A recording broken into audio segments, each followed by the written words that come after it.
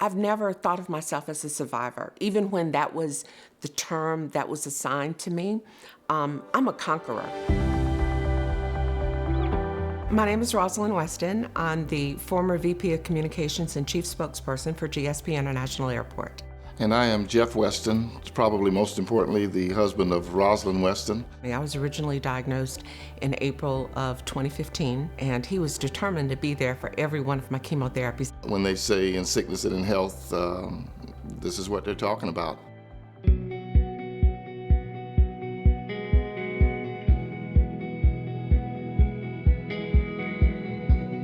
People oftentimes think that when somebody's going through something traumatic in their life, that they have to have something profound to say, and you don't. Because part of getting through this journey is having as many normal days as possible.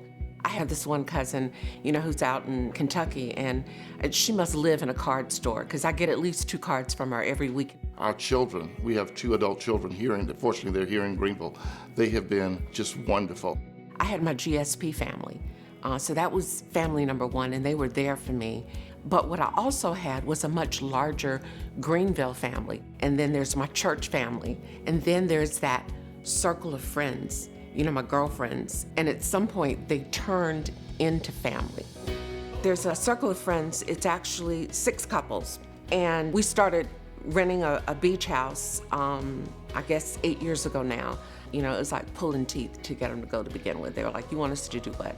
And now the weekend just keeps getting longer and longer. But what has happened through that process is that as a group of friends, we've gone through a lot. Cancer is not something that we talk about freely and openly in the Black community.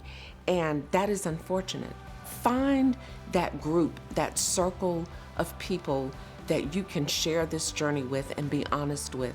Everybody has to find their why. Why am I going to get up tomorrow? She is one of the strongest women that I've ever been fortunate enough to meet, and I'm blessed to be able to be married to her. Family for me is love, comfort, and support.